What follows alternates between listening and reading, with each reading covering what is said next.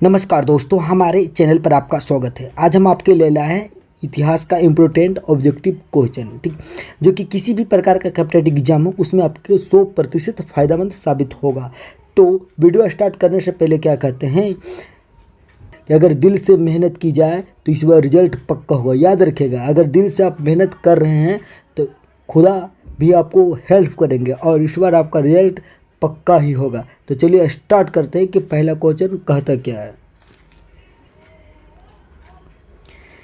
पहला क्वेश्चन क्या रहा है, देखिए कि सबसे प्राचीन वेद है। सबसे प्राचीन मतलब होता है कि सबसे पुराना वेद कौन है। तो याद रखिएगा ऋग वेद हो जो एक सबसे प्राचीन वेद है, ठीक। भारतीय संगीत का जनक है, यानी कि भारतीय संगीत वाला जनक वाला वेद कौन है। तो साम वेद। याद रखिए साम वेद को बोला जाता है संगीत का वेद। याद रखिएगा संगीत का यानी कि भारतीय संगीत का जनक का वेद है तो कौन, तो साम वेद है, ठीक। अगला गद्य एवं पद्य वाला वेद है, यानी गद्य और पद दोनों है उसमें, ठीक। याद रखिएगा यजुर्वेद। यजुर्वेद में गद्य और पद दोनों है, ठीक। तंत्र मंत्र वाला है, तंत्र मंत्र नहीं बोला जादू टोना कर दे जे वाला, ठीक। तो तंत्र मंत्र वाला वेद कौन है, तो अथर्व वेद है जो कि तंत्र मंत्र वाला वेद है। याद रखिएगा अथर्व वेद कौन वेद है, तंत्र मंत्र वाला, ठीक।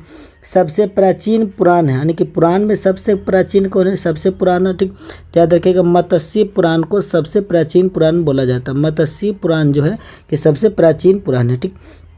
अगला पुराणों के रचयिता थे, यानी कि पुराण को रचने वाले कौन थे। तो लोमहर्ष एवं उग्रश्रावा दोनों ने मिलकर पुराणों की रचना किए थे। एक बात याद रखिएगा कि पुराण जो रचे गए हैं वे संस्कृत भाषा में रचे गए थे, ठीक। आगे के स्मृति ग्रंथों में सबसे प्राचीन एवं प्रमाणिक है। स्मृति ग्रंथ में सबसे प्राचीन मतलब सबसे ज़्यादा पुराना प्रमाणिक है तो कौन है, तो मनु स्मृति है जो कि सबसे प्राचीन और सबसे पुराना है, ठीक। आगे की सिंधु सभ्यता की लिपि थी, यानी कि सिंधु सभ्यता के लोग जो लिखते थे वह किस लिपि में लिखते थे, तो भाव चित्रात्मक लिपि, यानी भाव चित्रात्मक मतलब चित्र बनाते थे और उसी के भाव से आप पढ़ सकते हैं, ठीक। तो सिंधु सभ्यता की जो लिपि थी भाव चित्रात्मक लिपि थी, ठीक। अगला कि इतिहास का पिता किसे कहा जाता है, ठीक। इतिहास का पिता बोलिए चाहे तो जनक बोलिए। इतिहास का जनक कौन है, इतिहास का पिता कौन है, इतिहास का फादर कौन है, यानी कि हिस्ट्री का फादर तो कौन है, तो हेरोडोटस को बोला जाता है। हेरोडोटस को याद रखिएगा, हेरोडोटस को बोला जाता है इतिहास का पिता, ठीक।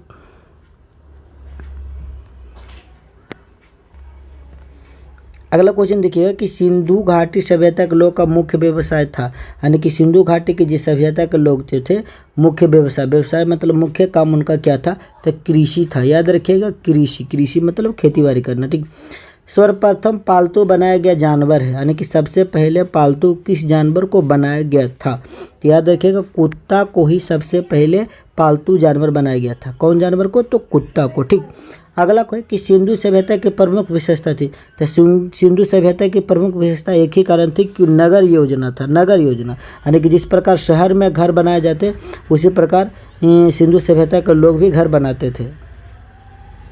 अगला सिंधु सभ्यता थी तो याद रखिएगा आधे ऐतिहासिक या कांस्ययुगीन सभ्यता। आधे ऐतिहासिक या कांस्ययुगीन सभ्यता थी, ठीक, सिंधु सभ्यता, ठीक। अगला क्वेश्चन है कि सिंधु घाटी सभ्यता का प्रमुख बंदरगाह था। तो सिंधु घाटी सभ्यता का जो प्रमुख बंदरगाह था लोथल, जो गुजरात में पड़ता है, यानी कि सिंधु घाटी सभ्यता का प्रमुख बंदरगाह कहाँ था, तो लोथल जो कि गुजरात में पड़ता है, ठीक।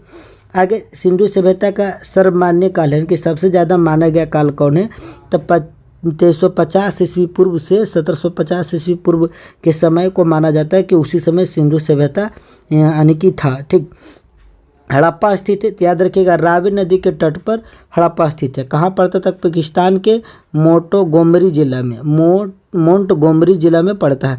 कौन, तो हड़प्पा पड़ता है, ठीक। कहाँ था, पाकिस्तान में। कौन नदी किनारे, तो रावी नदी किनारे, ठीक। आज कौन जिला में, तो मोंटगोमरी जिला में, ठीक।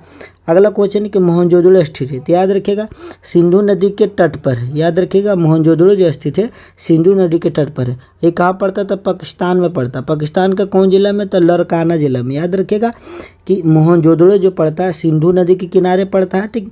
कहाँ है, तो पाकिस्तान में है। अब पाकिस्तान के कौन जिला में पड़ता है, तो लरकाना जिला में। याद रखिएगा कौन जिला था, लरकाना जिला में, ठीक।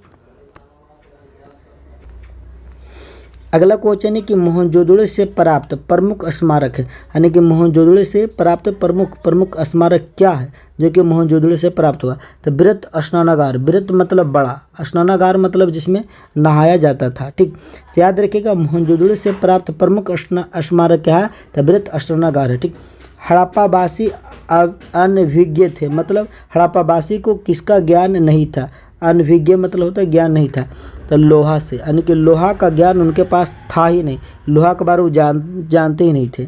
हड़प्पा के उत्खननकर्ता थे, यानी कि उत्खननकर्ता मतलब हड़प्पा के बारे कौन है जो कि खोज करना शुरू किए, तो राय बहादुर दयाराम साहनी। कब किए, तो 1921 ईस्वी में किए। ठीक, राय बहादुर दयाराम साहनी, दयाराम साहनी याद रखेगा कि हड़प्पा के उत्खननकर्ता कौन थे, तो दयाराम साहनी थे।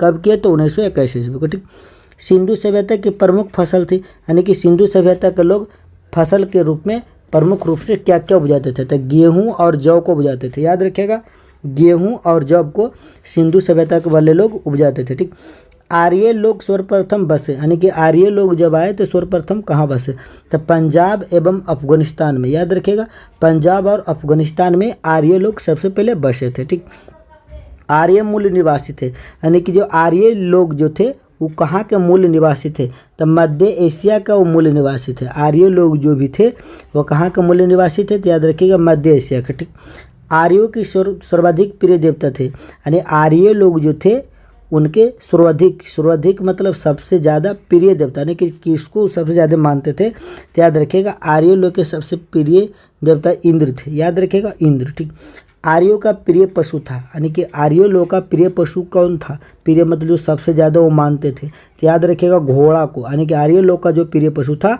वह घोड़ा था। ठीक, वैदिक सभ्यता में तांबे को कहा जाता था, यानी कि वैदिक सभ्यता में जिस समय वेद रचने वाला सभ्यता था उस समय तांबा को क्या कहते थे, तो लोहित अयस, लोहित अयस, लोहित अयस। ठीक,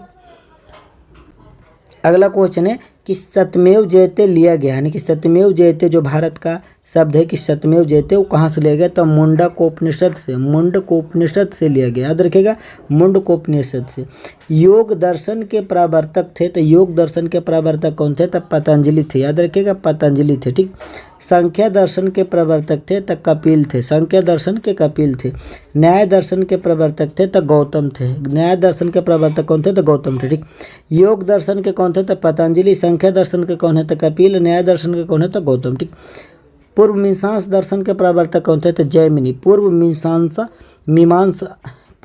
मीमांसा दर्शन के प्रवर्तक थे तो जैमिनी थे। याद रखिएगा जैमिनी। महाभारत का पुराना नाम क्या था, तो जय संहिता। याद रखिए कि महाभारत का पुराना नाम क्या था, तो जय संहिता था, जय संहिता। ठीक, महावीर का जन्म हुआ था, तो महावीर स्वामी का जन्म हुआ था कुंडग्राम वैशाली में हुआ था 540 ईस्वी पूर्व में। याद रखिएगा महावीर स्वामी का जन्म हुआ था कुंडग्राम में वैशाली में 540 ईस्वी पूर्व में हुआ था। ठीक, महावीर ने अपना उपदेश दिया था, तो महावीर जो थे वो अपना उपदेश दिए थे प्राकृतिक भाषा में। याद रखिएगा प्राकृतिक भाषा में महावीर स्वामी अपना उपदेश दिए थे। जैन धर्म के दो संप्रदाय थे, कौन कौन, तो एगो था श्वेतांबर, एगो था दिगंबर। श्वेतांबर जो श्वेत वस्त्र धारण करते थे, दिगंबर जो वस्त्र धारण करते नहीं थे, नंगे रहते थे। ठीक, तभी बता रहे थे क्या कि जैन धर्म के दो संप्रदाय थे, कौन कौन थे, एगो श्वेतांबर थे, एगो दिगंबर थे। ठीक, प्रथम जैन सभा 322 ईस्वी पूर्व हुई थी, तो वो कहाँ हुई थी, पाटलिपुत्र में। जिस समय हुआ था उस समय शासन कौन कर रहा था, तो चंद्रगुप्त मौर्य था जो कि मगध पर शासन कर रहा था। याद रखिएगा प्रथम जैन सभा जो हुआ था 322 ईस्वी पूर्व में हुआ था, कहाँ हुआ था, पाटलिपुत्र में हुआ था। और जिस समय प्रथम जैन सभा हुआ था 322 ईस्वी पूर्व के, उस समय यानी कि मगध में कौन राजा था, तो चंद्रगुप्त मौर्य राजा था। ठीक, दूसरी जैन सभा 512 ईस्वी को हुआ था। ठीक, संपन्न हुई थी, कहाँ हुई थी, तो बलभीम हुआ था। ठीक, और कहाँ, तो गुजरात में। उस समय देवरिधीक्षमा श्रवण अध्यक्ष थे, यानी कि उसका अध्यक्ष जो थे, यानी कि दूसरी जैन सभा जब हुआ था 512 ईस्वी को बलभी गुजरात में, उस समय उसका अध्यक्ष कौन थे, देवरिधीक्षमा थे। ठीक, जैन धर्म के 3 रत्न हैं, जैन धर्म के 3 रत्न जो है कौन कौन है, तो सम्यक दर्शन, सम्यक ज्ञान और सम्यक आचरण, यानी सम्यक दर्शन, सम्यक ज्ञान और सम्यक आचरण, सम्यक आचरण। ठीक, सम्यक दर्शन, सम्यक ज्ञान और सम्यक आचरण। ठीक, ये जैन धर्म के थे जो कि 3 रत्न थे, 3 मूल रत्न थे। ठीक, अगला क्वेश्चन है कि महावीर के प्रथम अनुयायी थे, तो महावीर स्वामी के जो प्रथम अनुयायी थे उनका दामाद जी ही थे जमाली, उनका दामाद जी का नाम था जमाली।